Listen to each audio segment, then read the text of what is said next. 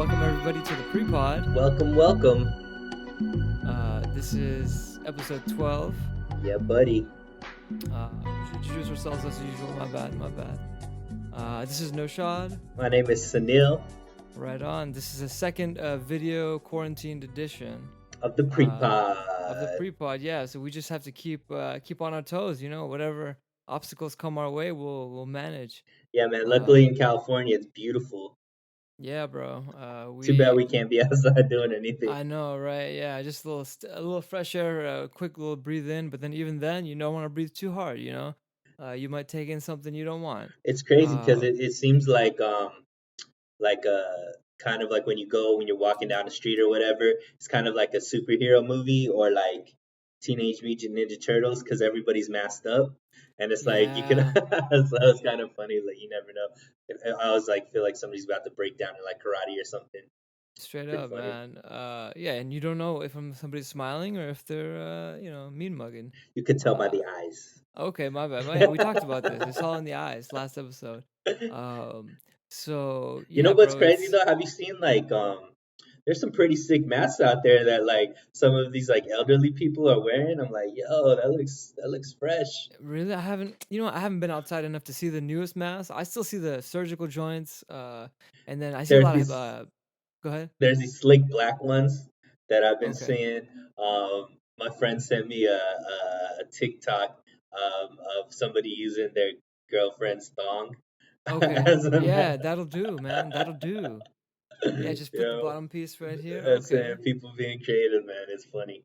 Hey, man, shout out to those creatives. Yeah, Yo, bro, I want to just have a quick cheers, to uh, for I guess in my case for being able to continue to work in this environment and there it is. I know a lot of people have been furloughed or have been laid off, so there will be a way out. Hopefully the stimulus check holds people over, those of yeah, us on direct deposit under the threshold. Yeah, man, I'm very thankful for my blessings, but I definitely hope uh you know the people out there who are not as lucky are just able to find some help and get through these times for sure. And I and and I also recommend that there's a lot of misinformation sometimes on if you just follow people's like Twitter feeds and right, social media. Like definitely, there's a lot of resources out there for people that are unemployed. The federal government obviously increased unemployment, and some of the state governments and stuff like that. So if you can, like, just go on the internet, look up the information that you can. You may be entitled to some money that you're not knowing that's out there for you. right. And like I said, hopefully everybody's getting together and getting through it. Yeah. But yeah, man, I definitely reverberate. I don't know what I was trying to say, Hey, but you can say reverberate. Yeah, you're reverberating your my sentiments, my vibrations.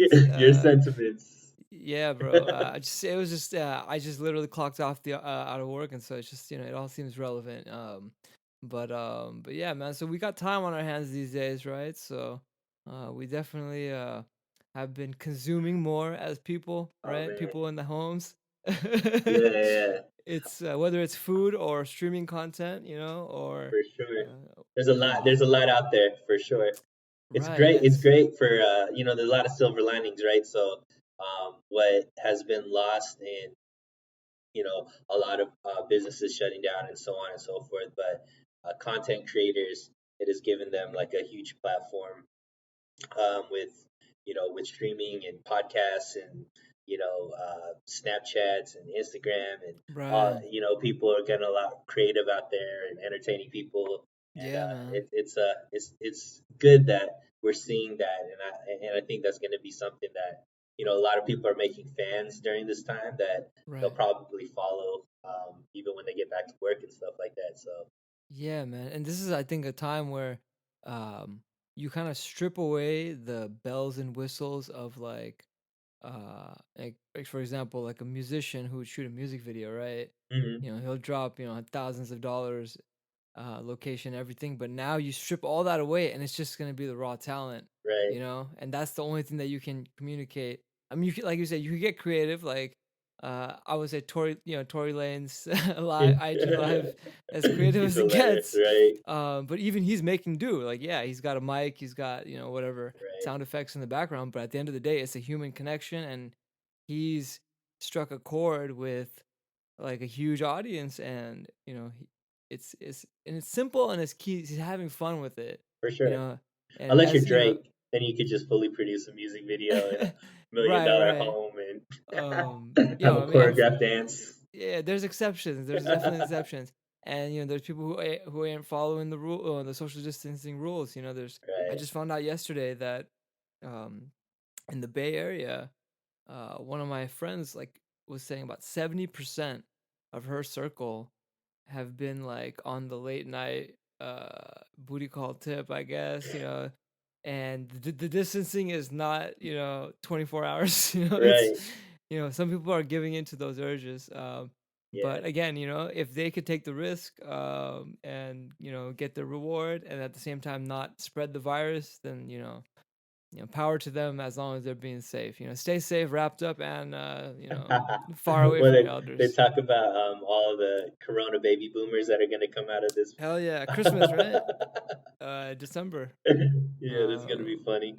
yeah. I mean, it's definitely gonna be. Hey, hospitals, they're gonna think they're in the clear, but then the OBGYNs are gonna be busy. Delivery rooms will be popping again. You know what's Um, funny is that there's going to be this thing where everybody's going to know if you're born December 2020. Like exactly. oh, he's a Corona baby. We know what Oh, your parents were doing. yo, it'll be the new boomers. Boomers is considered kind of a disrespect, right? That term. Disrespect the elders, right? Exactly. So it'll be the new boomer, the Corona boomers. Cool. But yo, so speaking of just like watching stuff on YouTube, man, you check out this new what's it called? A documentary called Out of the Shadows. Have you been seeing that? Yeah, bro. Pardon me, my slight technical confusion. The pop-ups on these laptops, man. They're I feel always you. something. But I did catch this. Interestingly enough, I think I mentioned to you, I received it at 5 in the morning, from a friend. I don't know. I was just, I woke up early, and I just happened to check my DMs, and my buddy he had sent it to me, and I started watching it at 5. And it's not content that you should be consuming at 5 a.m. And I just couldn't. I couldn't. My eyes were like burst up. Getting teary eyed. But I ended up revisiting the joint. I checked it out. I think yesterday Uh-huh. or the day before. Yeah, I think it was the day before at night, and yeah, definitely some fascinating things in there. And the overarching message, if anybody's gonna walk away from something, there is like a level of awareness. But yeah, man, we could definitely get into it. Are you So yeah, I'm looking up because I know 2 days ago when I watched it, there was like it had been out for 3 days and there was already 4 million views. So I was trying to look up real quick to find yeah, man, I'll give some context on what you're doing right now. So yeah. the search itself, there's controversy around accessing this video. The creators, and not the fans, but I guess the people who are really aligned with this video, feel like the algorithms are suppressing it on the search results. Yeah, it's So not there anymore. Like I can't search it the link anymore. that I watched was probably the same one you did. It was at 3 point something when I watched it. I Uh-huh. just checked earlier before we got on, and it was at 8.5 million, I Okay, tell you. there we go.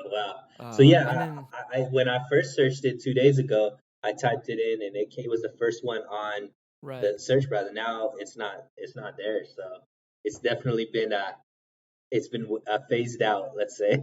I mean, it's there. You have to work a little harder to find it. Uh, Because yeah, and- man, a lot of the points that it touches on, for people who haven't seen it. I mean, do you want to give a quick synopsis of what you feel like? yeah. So I mean, basically, it's a documentary put together um, by I don't have the guy's name, but he's Mike form Smith, Mike Smith. There we go. Simple, generic. simple enough name, right? But he was a former stuntman that Right. in Hollywood who built his way up to actually directing movies, and I guess through his time in Hollywood, he started realizing. So he got injured on set, which affected his career.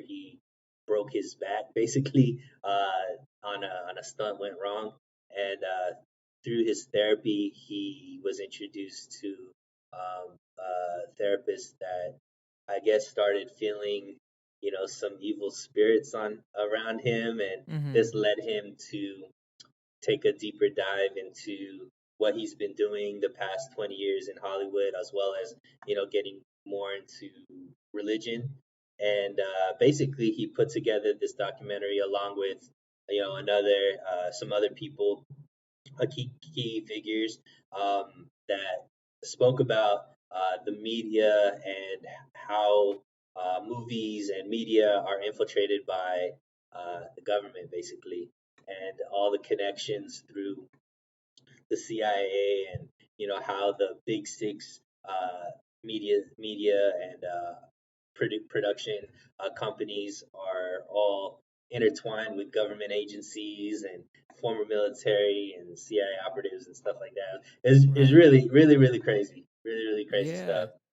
Um, I would say I definitely honed in on like the first half of it when it was like the historical context or the historical like facts, right? The things Uh-huh. that were documents that were, available to for public domain, right? Right, And I think one of the more interesting connections that they drew was like was with Walt Disney and the CIA, right? That was right, like there's contracts between the two where all parties are mentioned. right.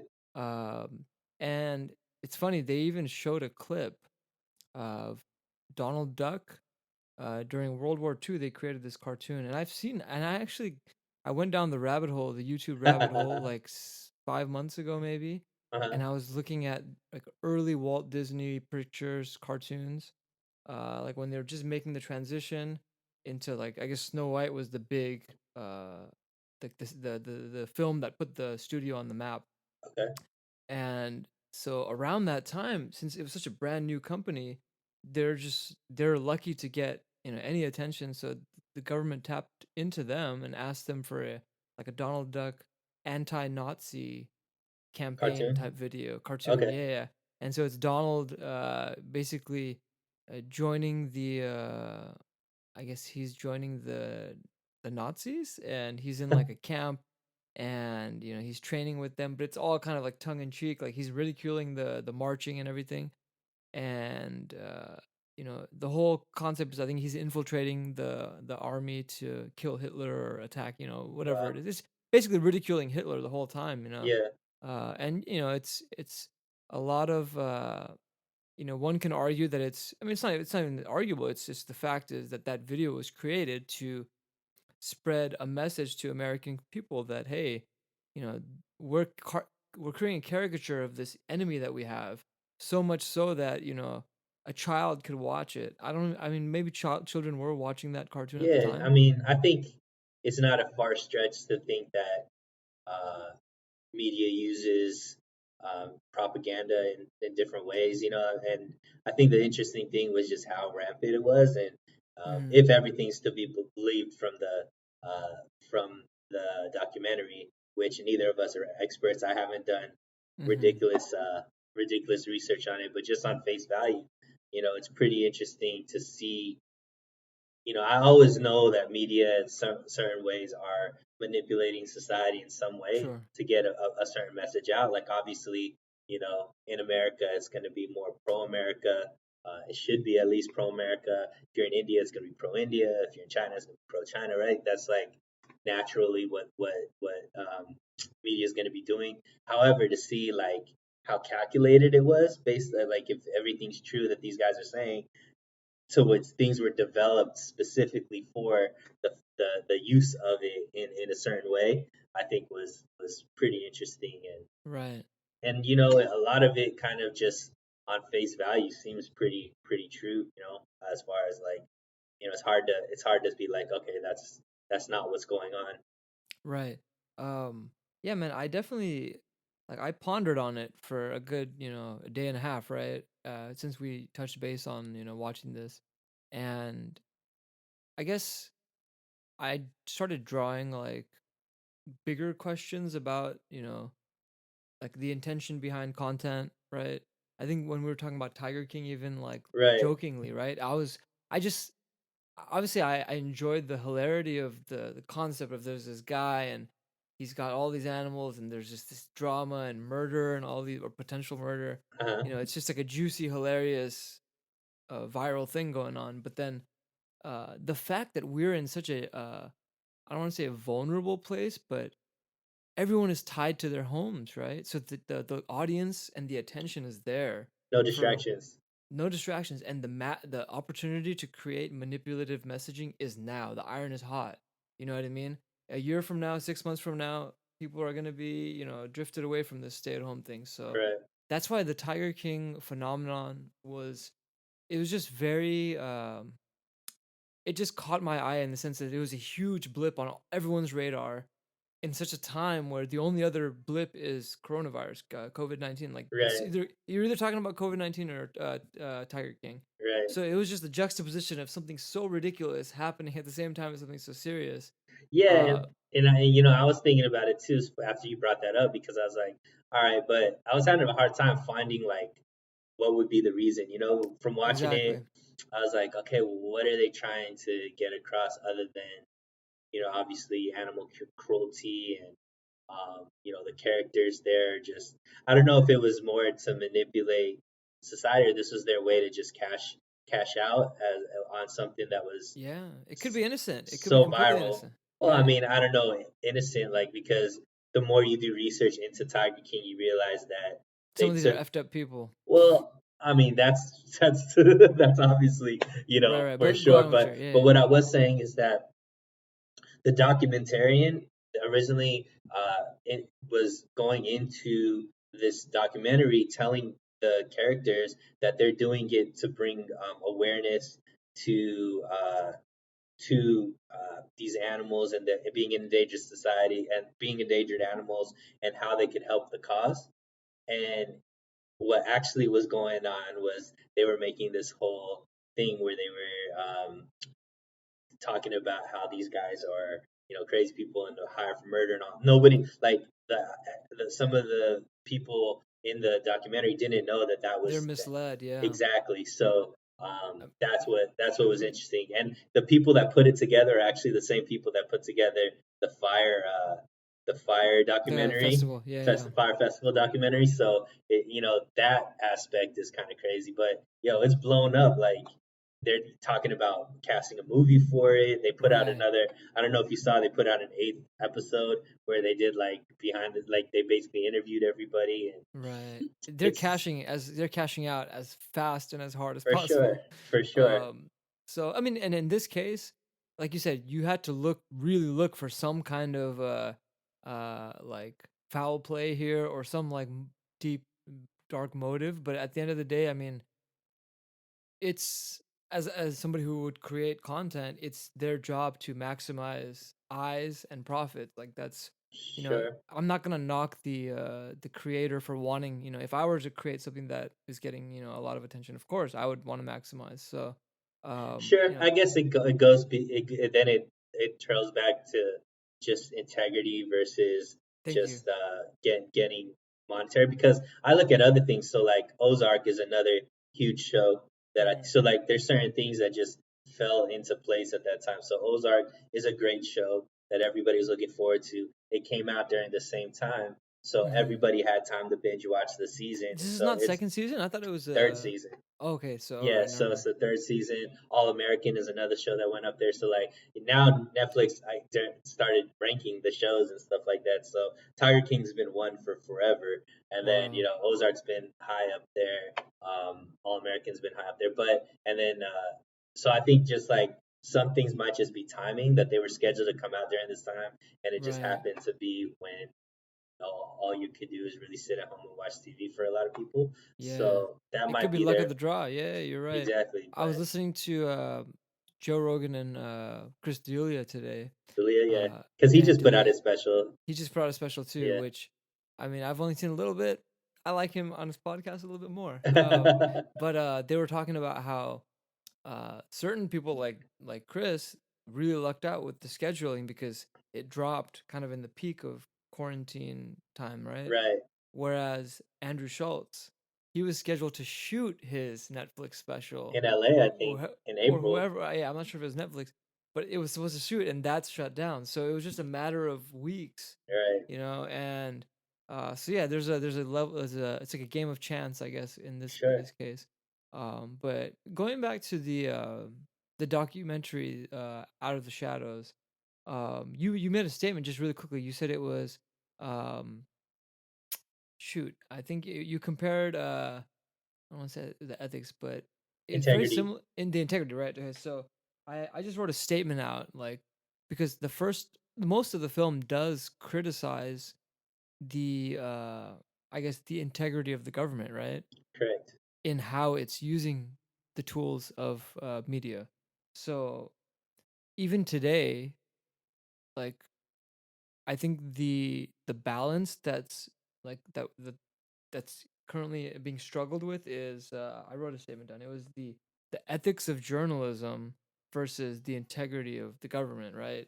So it's kind of like, obviously we have multiple choices or options for how we consume news, and then we have the entity of the government. We initially were to think of it as like two different sides here, Right. but when you see a documentary like this, then you realize that the lines between the government and the news media sometimes are blurry, right? Right. Depending on how they choose to use things. And certain platforms are more connected to the government. So um, then I just, as a consumer, because that's all we are at this point, right? I question uh, I question the weight of each side. So how much do I trust that my government is doing what's in the best interest of our citizens, right? Hmm. At the same time as believing that the journalists are looking at what the government is doing objectively and relaying that to us. And it's a very simple set of steps, but unfortunately, at like this day and age, we have to be suspicious of all three. I think, Sure. You got to be it's skeptical of everything because I think exactly initially, like maybe even before a time when we were younger, maybe like 20, 30 years ago, sure. it was kind of it was The big being a six were probably it. well, not just that. I think there was more like journalistic integrity in the sense that it was important to be unbiased. It was just like get the facts, report facts. News was basically like here's what's happening. It wasn't as much opinion as I think it's transformed nowadays, where it's more like journalists are giving their opinion of how things are there, and versus I don't think that was as prevalent back when, back in the day where people were more, when you think of like, how when you think about like, who are the guys that, like Wilbur Bernstein, but like even Walter Cronkite, the like Hmm. those type of characters people trusted, Walter Cronkite to get the news from Walter Cronkite. You didn't really know where he leaned politically. And now when you go on to like, Fox News is gonna be, towards the Republicans, MSNBC See, is gonna MSNBC be is far left. Yeah, far, so I don't think that was as like known or prevalent back then, and now because it's like that, and because of how our us as consumers are more into clickbait and want the drama, or like are more in tune with, um, or it seems to sell more like anti-Trump versus pro-Trump, especially hmm nowadays. It's kind of, and I think a lot of people are just over it on both sides. People are just like, man, where can I just find just the facts. You know what I mean? right, And I think that goes for people that don't like Trump, people that do like Trump. right. I think it's all like, man, can it just be about you know The the truth. facts and us make Yeah, make our decision based off of that? right. So really quick, talking about how journalism and the opportunity for the media to relay news. So the documentary did kind of highlight the fact that it's all like 20th century on, like it's 1900s onwards. It's relatively new. Right. And so then I started thinking about, like, the an I guess the effect of a journalist has, and when the journalist's news becomes history, and essentially the journalist then becomes a historian, I guess, or the subject of a historian because their work is in the past. Sure, Um, and so there's it's kind of a fine line too when that happens. But as far as how things recover, so there just wasn't enough in the early 1900s. There weren't enough outlets. It was very limited, right? When TV was introduced, there was only a handful of stations, sure. and so Most that people are getting news, from the newspaper, right, the newspaper, and I guess there could be a plethora of newspapers too. That radio. yeah, and radio as well. So maybe this theory is not correct, but I have read, a good example of this is, um, I guess, with government using the media to, I guess, manipulate, if you want to say, or alter facts or present alternative facts. Um, when the Spanish flu was first, I guess, spreading throughout Europe and then eventually the States and all over the world, Hmm. the reason it's called the Spanish flu is because the Spanish media were the only ones who had no, they had no, Agenda. nothing at stake. They had nothing at stake at World War I. Every other country that was involved in World War I, they wanted to deny the Spanish flu. They wanted to deny that there was a flu in general. Their interest was to keep morale high for their soldiers and for their citizens, and let them know that, hey, we're in this war. Don't worry about this flu. We're gonna minimize the numbers that we report. Whereas the Spanish media, they had no dog in the fight. They're not in World War I, so they were just telling the citizens, "Hey, this is how many people are dead. These are how many people are sick." And so, therefore, those statistics of, Spanish people, people in Spain were more contracting this illness, that, it probably started there. So historically speaking, that manipulation of, hey, let's just keep the morale high in our country because the idea of a flu spreading and killing by the thousands or millions is gonna delegitimize the purpose of the war, because we're dying from a natural enemy, Right, not a man-made enemy. And so I guess you can trace back this manipulation from the onset, and Lord knows, even uh before the availability of radio, when it was like newspaper, which is written word, it might have been even easier to manipulate. I wonder. And then I also think about the fact that World War I is such a, it was the first world war right. in the modern era. History itself was completely rewritten depending on who wins wars. You know what I mean? Sure.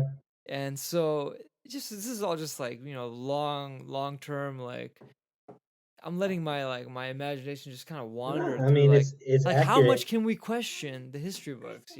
That's what it comes down to. I think it definitely is accurate. I mean, you could take that all the way into religion. You could There you take that go. back. You could take that back to anything The that. winners, man, they rewrite everything. Sure, for sure. And you never know how things get interpreted, how things get passed down from generation to generation. I Right. think I think it's like a maybe like a Native American or uh, some kind of maybe like it's some kind of tribe. They don't tend to, but we got a cameo from no like it. Yeah, They don't yeah, they yeah. don't what's it called? They don't believe anything from somebody that He's that is like, outside there. well, that they can't talk to them, that can't verify it themselves. Oh, so you need to So have one degree of the information has exactly, to be one degree away. If it's two, then you exactly, gotta cut it. exactly. So that's That's where actually the legit, man.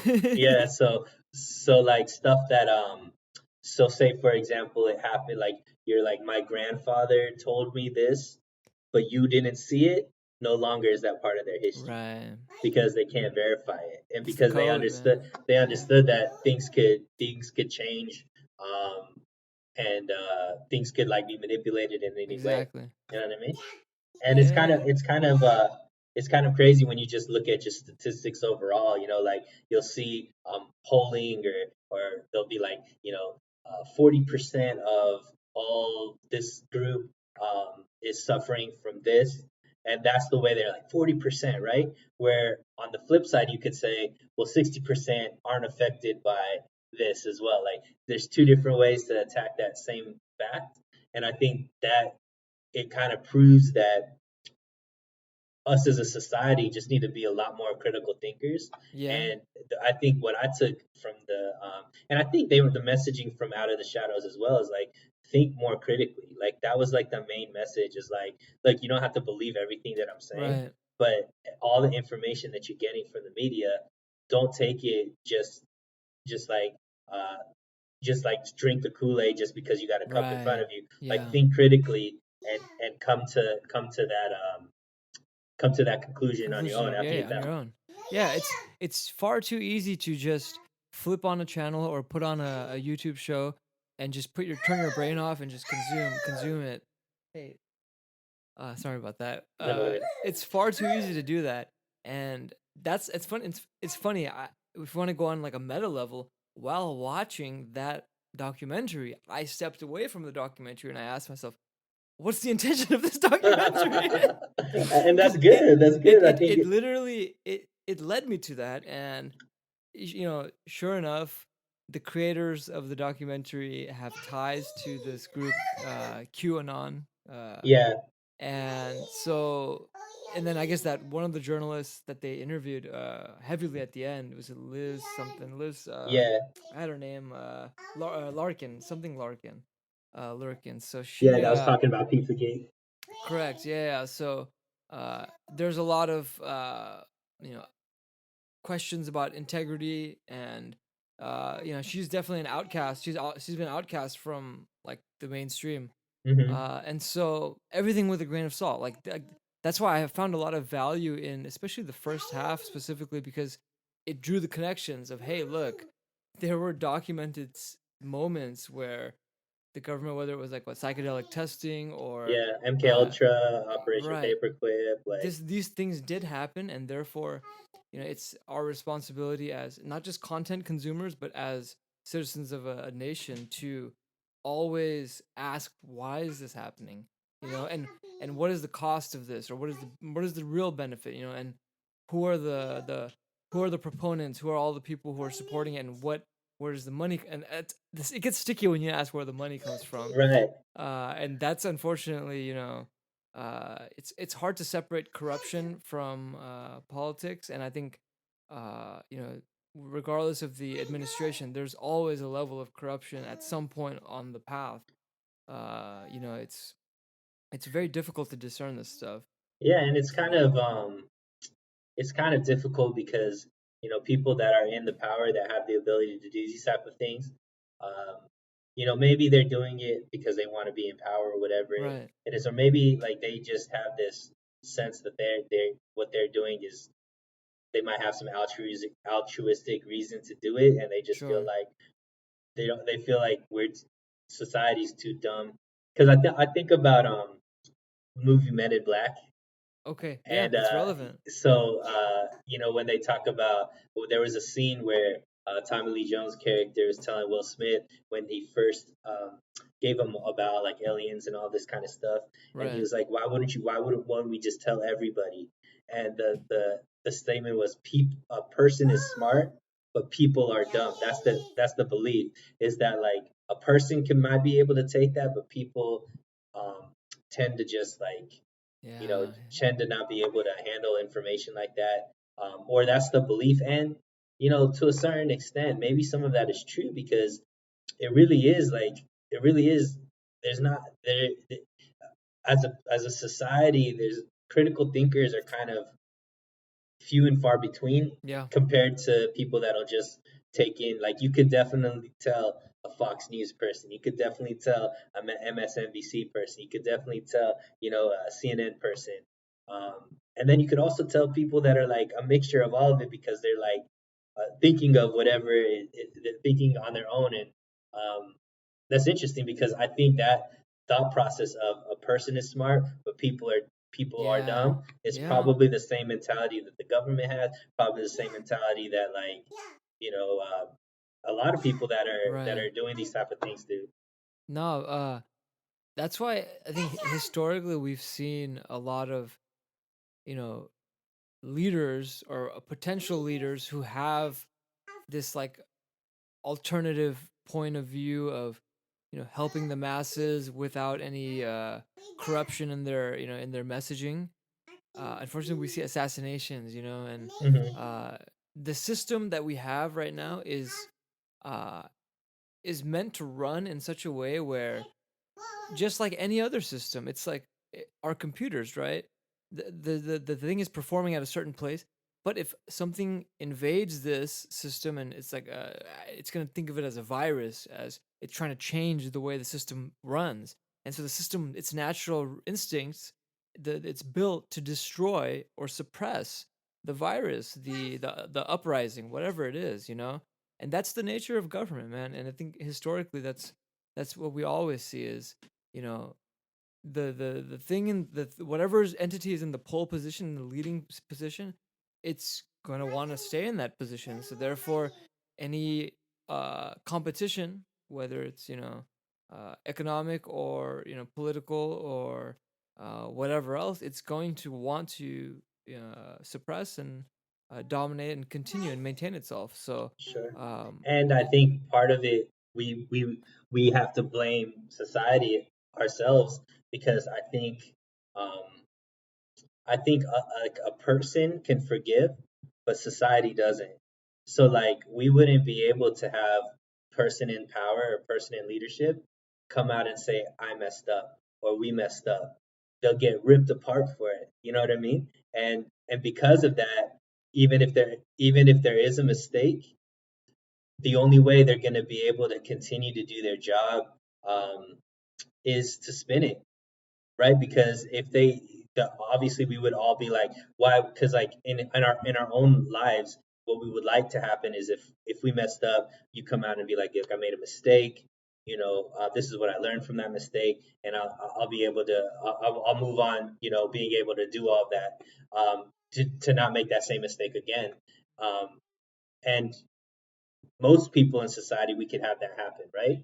But when it comes to like government like admitting they made a mistake, they know if they ever admitted that, all of a sudden now everything is going to be skeptical. Everything they say, they're going to be like, "Oh, you lied because you did." Like, there's no forgiveness.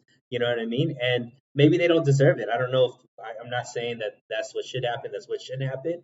But I can also understand why that is happening. Whether I know it's not right, but it's also like how do you go about it, like how, what is the solution? The solution is everybody has to take accountability for the role that we play and why our system is the way that it is right now.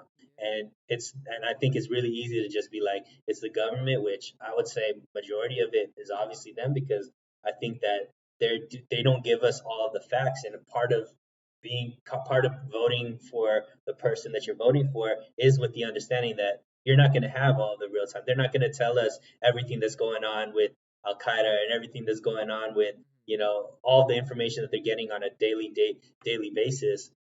We're hoping that they're making the right choices based off of that information, but nobody's perfect, and there's going to be times where we make the wrong decision, and luckily for us, we have the ability with less pressure to be like, oh, I made a mistake, and I'll make sure to learn from that.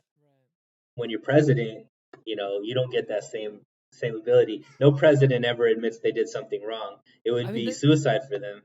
I mean, I feel like Nixon, after he was impeached, may have owned it, maybe not. But I'm actually curious to see what historically which presidents have like had to publicly own up to a mistake. Because I mean, there's the element, yeah, like you said, the popularity contest, the need to be reelected. If it's an election or first term, right? So Right. there's always that's why people say, right, usually in the second term the presidents tend to be a little bit more like off the cuff, off They the call him paper lame thing, duck. Lame right? duck. But and they're more willing to take risks, right, during that time. Hmm.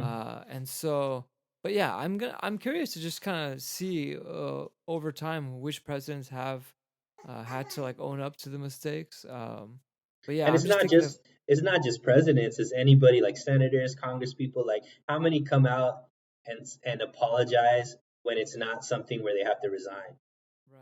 You know what I mean? Like, how many people will come out and be like, I made this mistake. and tell you the whole truth that you don't come out find later. And I mean, I'm sure there are cases, but in most cases they have PR.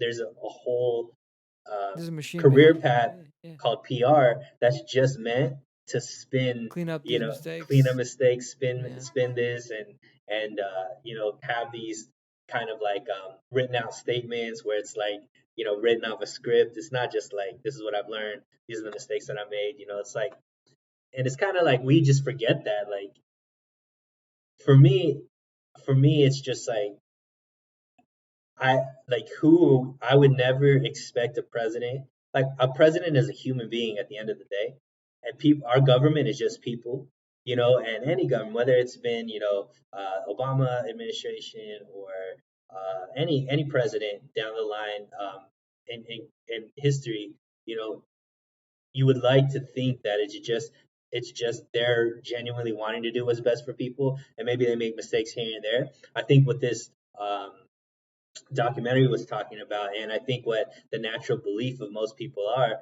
is that everybody's there for power grab that's in government. They're not genuinely there just to like be um, what's best for the people, that there's always an agenda there. You know what I mean? And so like that's where I think it becomes tough.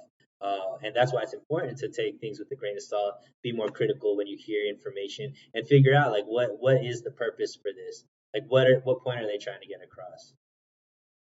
Yeah, I definitely like I try to keep always questioning, whatever the content is. And I got to a point where, I was paranoid about and I'm still am paranoid about advertisements. So if I'm watching like a sports event, I will question why any given ad is running. And what I tend to do is I just turn my volume on mute, so I don't even have to listen to the messaging, because there has been cases where I've actually listened to an ad and purchased like the fast food that's being For sure. pushed, or whatever the case is. Um, so yeah, I definitely, I'm 100% on board with this. So that's why it's like it's it's kind of beneficial for anybody who has watched this and walked away from this with the same conclusion that it's our job. It's not the media's job to give us healthy information. It's our job at the end of the day. But Well, stepping. I think it is the media's job to give us that. I think we just can't trust that that's what they're actually doing. You know, like it would be great if we could just take the media at their word. I mean, Um, depends on what media you're talking about. I mean, media has many different lanes. well, I guess we're talking about news and If we're talking about journalism and reporting on local and national world events, then absolutely accuracy and integrity integrity and objectiveness is like the main and only concern. But yeah, it's yeah, there's no argument on my end there. I sure, absolutely, I mean, I have to average out. Like if I read something that's happening, or if I see something that's happening, I will have to visit three different news sources and get the average of what is the tone of this decision or event, and whether it's statistics or whether it's popularity, whether it's the logic behind what was happening, and the players involved, and if there's a sure. fault, who is at fault, and And yeah, man. I think us as a society too need to do a better job of being like wanting to be more, what's it called, inquisitive. Well, I think curiosity is one of the beautiful things Hmm.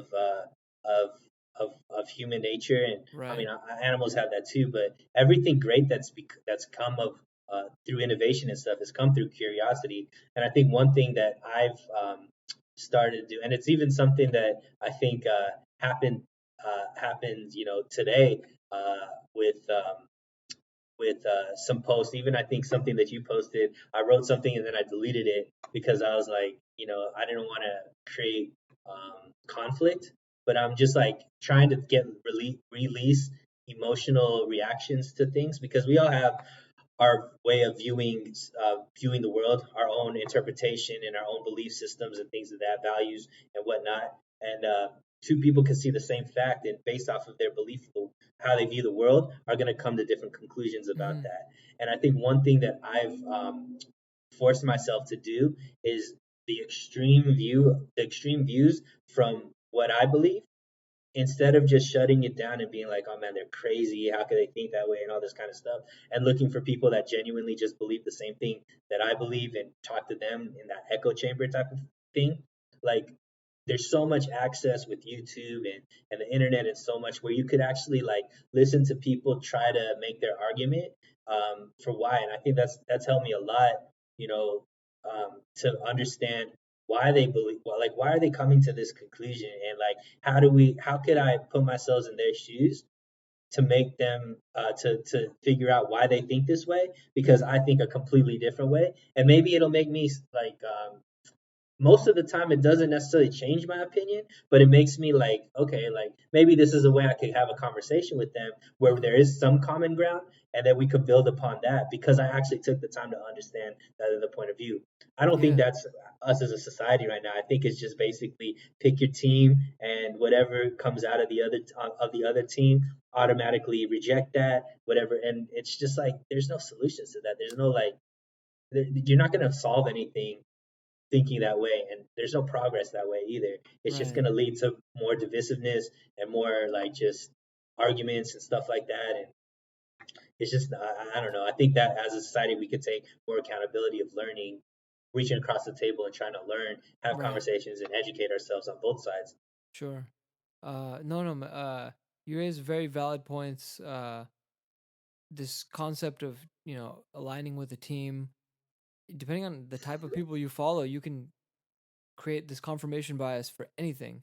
If I want to normalize, uh, you know, having an imaginary anime girlfriend, I can follow a bunch of accounts and create a reality, a false reality that's the perfectly acceptable way to live. No judgment to those people, um, but uh, this idea of exploring the opposing point of view is like, it's like, first of all, it's like a necessary element of debate, right? If you're going to debate, you have to be willing to open your mind up to the opposing point of view, and you have to be willing to research that a point of view. Otherwise, if you're challenged with a fact that you weren't aware of that favors the other opinion, then you're essentially, your argument is defeated. So, in the interest of not even being right, but just getting to the truth, um, it's, I commend you for putting in the work, because I agree, not enough people are putting in the work. And I want to say, uh, if 45% of the country is split one way, 45 is split the other way, there's maybe a truthful 10% that are really like looking for a solution as opposed to feeding into the fire. Sure. Um, And I think there's two different things, because I think there's a difference between trying to get information to be able to debate, because I don't know, because debating is still conflict, like one side wins, one side. I think there needs to be more conversation. Like, let's not debate, let's have a conversation, let's find common ground, or maybe we could just end the conversation being like the agree to disagree. You're I never gonna, mean, I don't think you're gonna come to my side, you're right. not gonna come to but I can still respect this kind of thing. I think right now a lot of people just try to find information um, that just fits their narrative, Right, and they right, and use it therefore as they like a bullet so point to sure. debate, right? With that distinction between debate and conversate, I mean, right now everybody is wired to debate. Everybody who's part of this, you know, social media level of this open space, right? That we everyone has a platform on. Mm-hmm. Um, so we have a mixed bag of half truths and lies that people are pulling from, and whether it's statistics or whether it's just opinions on what is the right way to do something, you can, like we said, we can find things to fit any given narrative. um so unfortunately there are so many voices in the room and so many people who uh have huge followings who may not necessarily be telling the truth. uh the, oh, there goes that thing.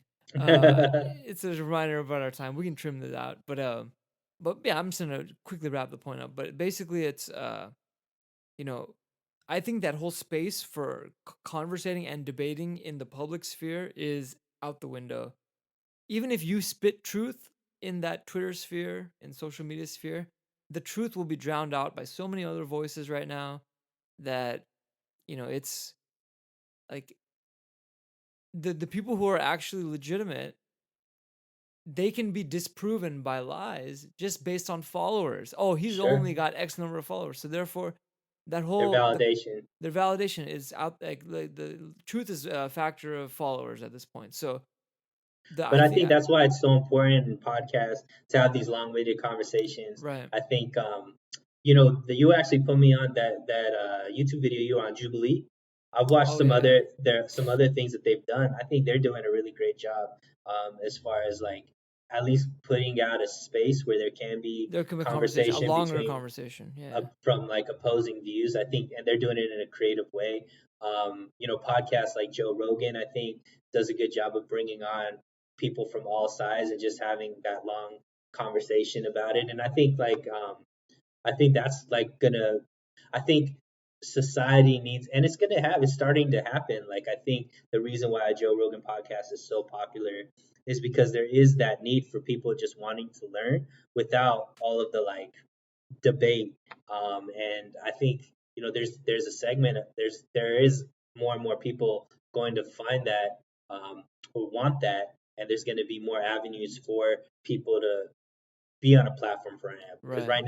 right now you're right. Right now it is more about just like you're wrong and trolling and all this kind of stuff What versus can get the biggest reaction, the biggest number of likes? What can go trend? What can go viral. viral? Yeah, all these motivators are not going to help with the resolution of this. It's only going to create more sensationalized one-liners and attacks. And it goes back to what you were talking about, always figuring out what is their motivation. Are they just there to become popular, become famous, Right, become rich, like, or are they actually about that cause? Because a lot of people are not about that cause. They're about that power, they're about right, that visibility, they're about that money, and they're doing whatever they need to do to stay right. in that zone. And I think it's important, man. Yeah, and I will add one last thing that I actually was inspired by Teen Vogue magazine, perhaps. Okay. I listened to this about a year ago. One of the editors of Teen Vogue, or 17 magazine. It was 17 magazine. Yeah, and what do we think of 17 magazine as men in our 30s? We would never pick up that publication, right? Right. This is not on our radar, and the legitimacy of it and the relevance, it's not there right now. But the editor said something. She goes, the beauty of having a magazine format that isn't required, like a print magazine that isn't required to be written and submitted at midnight the day of something happens and published the next morning for the internet to consume, is the work, the written piece can sit for months, 2 months, 3 months, and it'll get passed on from the writer to the editor to the publisher, whoever, and it'll be vetted. And not only the facts will be checked, but the purpose of the article will be questioned. And so that's something that we've grown so far away from in the age of instant news, instant photo, instant gratification. Is you know the notion that we have to react to everything right away. You know, so when I heard this editor talking about the fact that there's value in letting a story sit and seeing how it's like this in hip hop we like to call Not needing to be the first person. that exactly, that's the whole issue right now with a lot of reporting, right? Yeah, And it's people are more interested in being first than first thing correct. being correct. TMZ is notorious. So, and even in hip hop, we have this notion of, oh, we hear an album, we want to call it a classic, instant classic. Unfortunately, these things take perspective and take context and take nuance. And so whenever I think back to that editor, I realize that, hey, uh, you know, we're currently under an administration that every millisecond there's a little bit of quote unquote new news, and that new news turns into a snowball of trending topics and discussion.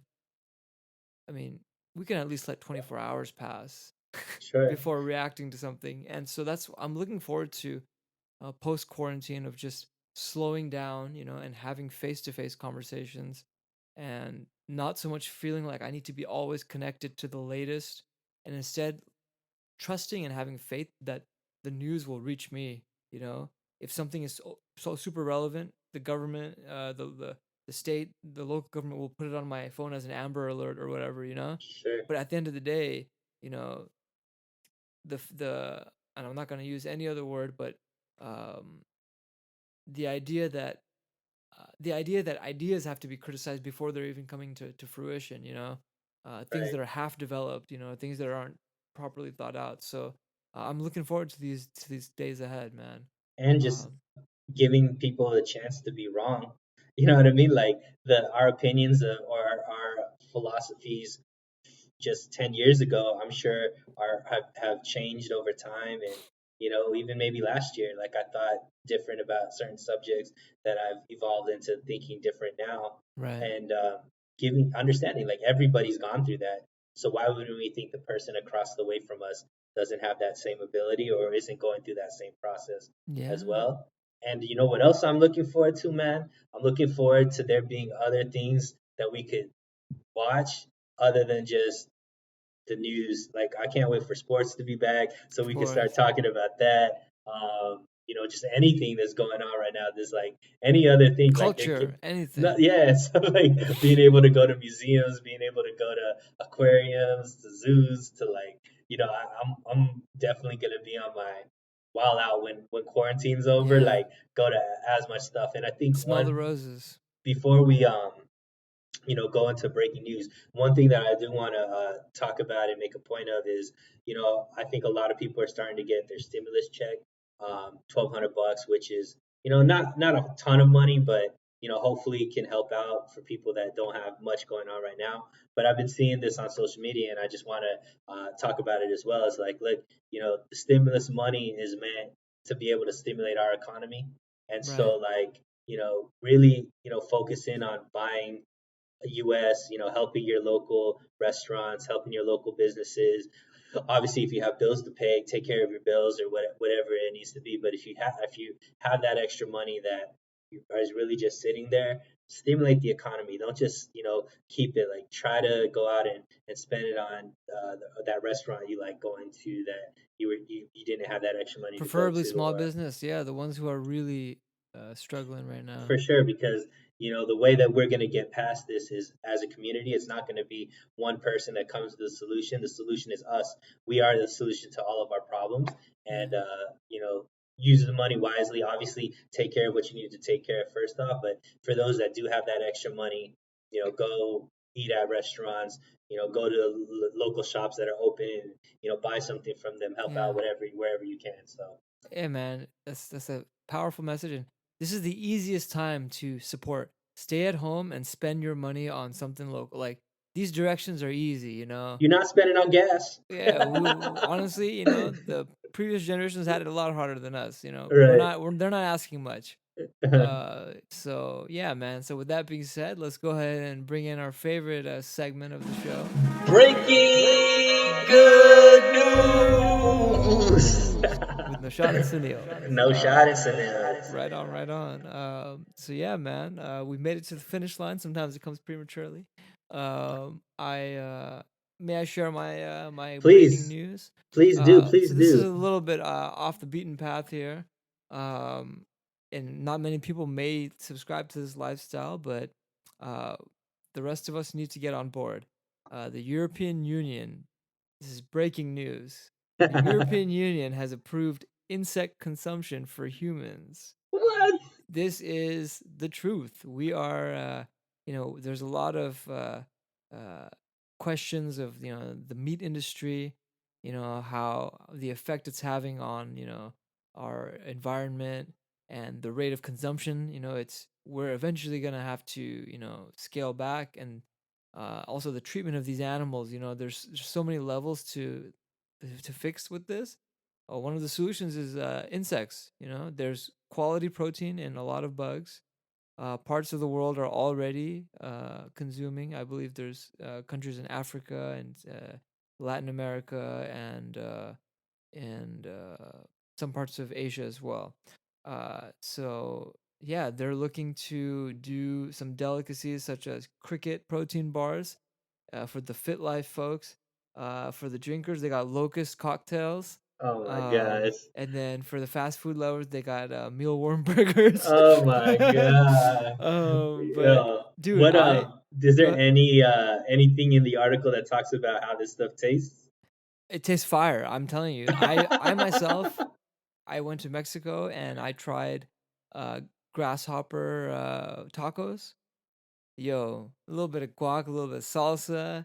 Oof, it tastes fine. It tastes just fine. And you know what's So weird? It's like it's only like ill because it's not normal to us. But yeah, if we were raised eating crickets and eating all these kinds of things, it's with just another it's just food. Yeah, like chicken, it's just like pork, yeah. it's just like anything else. So Right. yeah, man, So that's I crazy. gotta ask you though, while we're on the button, like, would you be down to try one of these mealworm burger, for example? Yo, yo, mealworm burger. I wish wasn't the one you asked me because that sounds so suspect to me. Like Meaty, bro. that's It'll be cooked. It'll be dead and cooked. how do you cook a mealworm? I think there's only Yo, two things. It's either like raw or burnt. Like like right. No, there's it's an not art form. like It's a delicacy, bro. But we'll be yo, there man. I'm all about trying things for at least once, but yeah, I probably like don't want to know what it is before I for try it. sure. I probably want Hey, to try it, all and then right. you I can won't tell tell me, you yo, if I cook some. I won't tell you. yo, you just gonna go out to your backyard and just get a whole bunch of mealworms. Yeah, I'll be digging for dinner. Oh man! All right, so that was that was funny. So my good news is actually is about a sophomore in high school in Virginia by the name of T.J. Kim. So he's a 16-year-old kid. He can't drive yet. He doesn't have a driver's license, but he has his pilot license. Ooh, So okay. one of the things that obviously he's off school right now with quarantine and whatnot, but he wanted to still be able to make a difference, and he has a plane and access to a plane, and he was looking at where all this obviously hospitals are needing a lot of supplies with PPE and things of that nature, but stuff's being donated from all over the place, but it's mainly going to a lot of these big city hospitals and with larger cities and things of that nature. Some of these rural hospitals aren't getting as much stuff just because they're off the beaten path, smaller Right. hospitals, so they're not necessarily like biggest priority. So he lives in Virginia, and there's a lot of rural hospitals there. So what he decided to do was use his contacts. I think his dad has contacts and things like that, and he rounded up a lot of PPE materials, and he's flying out to these rural hospitals and actually delivering it to these hospitals. So everything that you donate to him is going specifically to rural hospitals. They're not going to the big city hospitals. I found this on sunnyskies.com. Oh Sky wow, spelled SKYZ. Um, Great article. Obviously, a 16-year-old kid that's man. doing much more What were than we doing then? not flying planes and thinking about stuff like that. So I don't think I even had a driver's license at 16, Yeah, fact. let alone thinking about flying a plane. So really cool. Once again, the solution is going to be us as a society and seeing, TJ do his thing out there and really make a difference. Obviously, a hero in the making. If he's doing this at 16, you can only imagine what he's going to be doing, Yeah, later on in the future leader of our society. So yeah. wanted to share that. Hey man, shout out to what's his name again? TJ Kim. TJ Kim, man. We salute you, flying high, and doing the best work. Yo, the theme of this episode reminds me of a famous quote from former President JFK. He goes, "Ask not what your country can do for you. Ask what you can do for your country." And Yeah, what a way to we let it go. yeah we got to do it. We got to do it. But yeah, man, we went a little over our usual time, but hopefully the viewers and listeners were able to They stay got locked nothing in. but time. Right, right, yeah, we're still in this quarantine life. But yeah, man, once again, we've had a great time sharing our thoughts with you guys, and please subscribe to us on whatever platforms you hear, and hopefully we'll catch you on this next episode, right? There it is, man. So signing off. My name is Sunil. This is Noshad. We'll see you next time. All right, peace.